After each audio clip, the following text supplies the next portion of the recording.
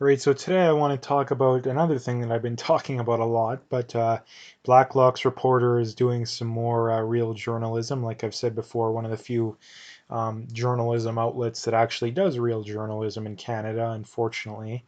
Um, but anyway, they say feds at Finance Canada borrowed half a trillion in 120 days. Not a typo. 511 billion 400 million. um, yeah, that is where we're at. Yeah, 120 days. And again, how in the world do people believe that this is sustainable? Like, I really want to know how people believe this is sustainable. And we are long, again, we have all these idiots in Alberta and even Canada as a whole. Oh, if we just had more of a GST in Alberta, it would, no, you really think a 3 or 4 or 5% GST is going to pay this much money off? It's not, it's literally, it's literally not even close. Like, not even close.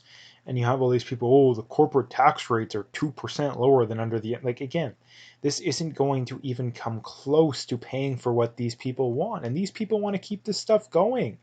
They, if anything, they want to increase it. And this is the problem that, again, the government in Canada, or of Canada, generated, I believe it's around 350 billion in revenue in 2019, and they're already well over that in deficit. And that's just, again, that's just, we're still in August. Like, we're still in August here. And I don't know how people believe can not be concerned about this. I really don't. And again, we're past the point of, um, we're past the, like I said, we're past the point of there's no tax increase. There's nothing that you can dream up that's going to even come close to paying for this. I don't care, all the socialists out there, the tax the rich isn't going to do anything. Again, I've brought that up several times. Even if you made the top tax bracket, if you had 90% marginal taxes, it still wouldn't even come close to paying for this kind of stuff. And the other thing about when it comes to the government is that people always come up with, oh, if we just cut this or cut that or taxed more, we would have enough to pay for all the crap we want. Well, no, the reality is that's completely BS.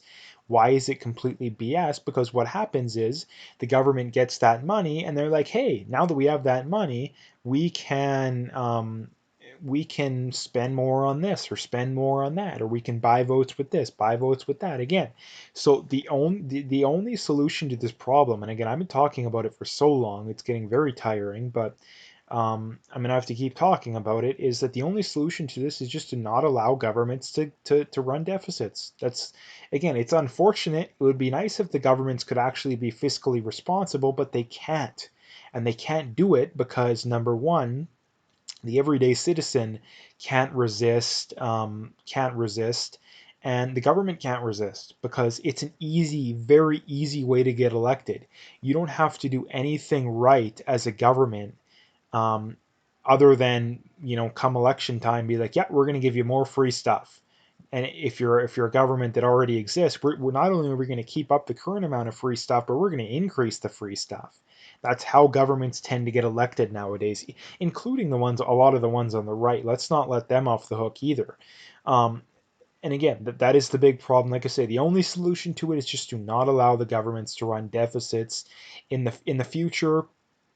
I believe maybe as soon as, a generation or two down the road, if not probably 3, 4 generations down the road.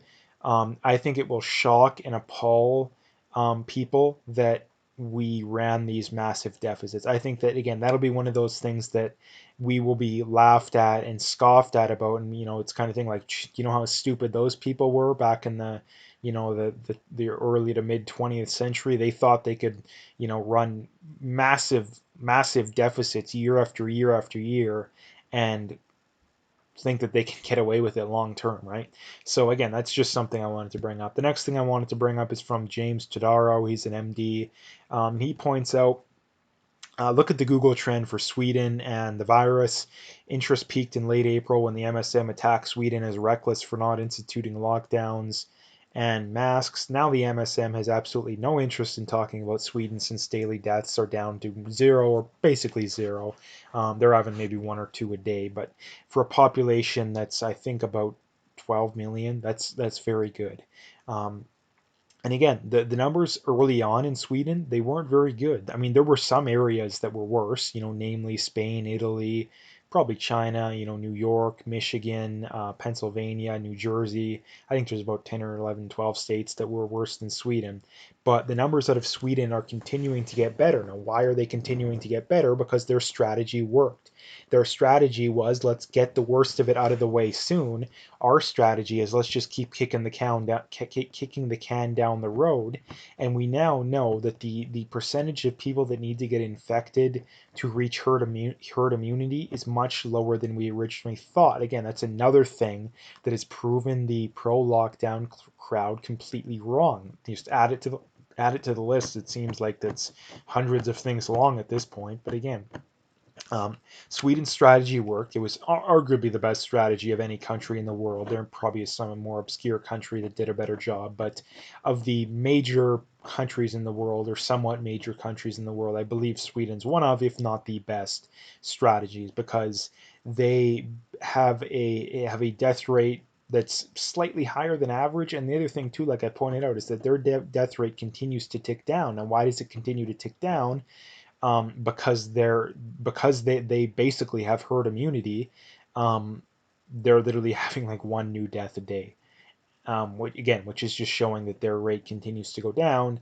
And here in North America, we're still having a decent amount of cases, especially in the States, but a lot of that's due to testing. But again, the long story short, Sweden's approach clearly has worked out. And again, they're also clearly proving that the whole mandatory mask thing is complete garbage. It is complete garbage.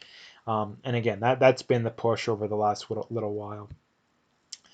This is from Rocco Galati.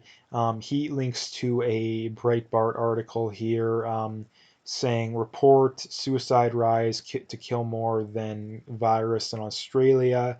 And yeah, it links to a Australian study. And this is the other thing in Australia too, like they don't actually have a lot of deaths. Australia isn't like New York or Italy or one of these places that had a ton of people die. No, they had very, very, very few deaths comparable to a lot of these other places, but yet they still have very stringent lockdowns. And again, I really don't know how much evidence we're going to need for people to change their minds on the lockdown. Like, I really don't. I really don't know. And it's insane. The amount of depression and anxiety is through the roof right now. And it's largely completely pointless and completely needless because we lock down based off a false premise. We shouldn't have to have it locked down in the first place. So, again, that's the next thing I wanted to point out. And the last thing I wanted to point out is a global news poll basically asking people, do you plan on being vaccinated against the virus once the vaccine becomes available?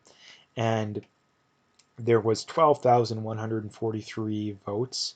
40.5 say yes, 46 say no, 13.5 say I don't know. Um, and again, the thing to point out here is the fact that the more people said no than said yes.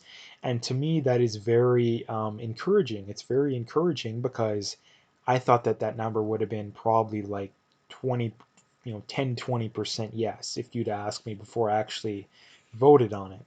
And why, again, let's just, I mean, briefly go over why would you not want to be vaccinated for this. Number one, if a vaccine does become available, it's going to be very, very rushed. And the other problem with vaccines is that even the ones that aren't rushed still have there's no controlled studies on vaccines, which means there's no actual evidence that they work. Is there, and here's again my opinion on vaccines. I would say that they're moderately effective. There is definitely a lot of downside to vaccines. There's definitely a lot of vaccines that I don't think you need, and there's definitely a lot of vaccines that are completely pointless, at least at the time you get it. Again, I think it's the Hep A is the one where they give it to you as a baby, but you don't actually need it until you're sexually active or you're doing drugs or whatever, right? So there's a lot of vaccines that they give you as a kid that you literally don't need. And the problem with getting vaccines as a baby is that your immune system's not going to be as strong once you're 10 to 20 or whenever you would whenever you should actually get it for something like that, right? So that is one of the first reasons. The other reason being is that vaccine companies have complete immunity to lawsuits. So basically, if you want to sue claiming that a vaccine hurt you, usually it's the government that pays you out. It's not the vaccine company. And again, if vaccines are 100% safe and effective, then why in the world do vaccine companies need legal immunity, right? It doesn't make any sense. So vaccines clearly, I mean, the one thing that there's absolutely no debate on, even though the majority of people I think believe this, is that there is no debate that vaccines are not 100% safe and effective. There is no debate on that. I don't care what studies or whatever crap people link to, they are not 100% safe and effective. And the reason why is that, number one, every year hundreds of millions of dollars is paid out for people claiming that vaccines hurt them. And number two, the vaccine companies don't even believe that their product is safe and effective. So if they don't even believe it, why in the world would you? Now, again, I'm not 100%. I don't think you should get any vaccines. Again, people, whenever you question anything, they, oh, you must be an anti vaxxer. No, I'm just a vaccine skeptic. So, anyway, but this is, like I say, this is very encouraging that a lot of the population clearly is waking up to the garbage that the mainstream media and the government has been feeding us this entire time. And the other problem that I brought up too is that this may lead to a boy who cried wolf scenario, that maybe in the near future, maybe there is a terrible second wave where the virus mutates and it has a 5 to 10% death rate. But guess what? A lot of people are not going to take it seriously because they know the government lied to them and doctors lied to them, and then the quote unquote experts have been lying to them all along. And this is the other thing too, that people link to, oh, this expert said this or that expert said that. But again, these are the same experts, most of them, that think that, oh, if you want to go to a Black Lives Matter rally, that's perfectly fine and the virus doesn't spread there. But if you want to go to a Trump rally or a pro-gun rally, oh no, you can't do that because the virus is going to spread, right? These are the same people who want to close down churches, but they're perfectly fine with casinos being open. And again, I don't care about your political opinions. I'm not even religious, but I still think that people who want to go to church should be able to go to church, right? Especially if they can social distance or wear a mask or any of that garbage, which I think is complete BS. But if they can, at least if they can do that, then there's no reason whatsoever. There's no reason whatsoever. So anyway, that's what I wanted to talk about today. Make sure you hit that like and subscribe if you haven't already. Make sure you check me out on those other platforms. I got those all linked there in the description. Make sure you follow me on those other ones if you haven't already, specifically BitChute and Twitter.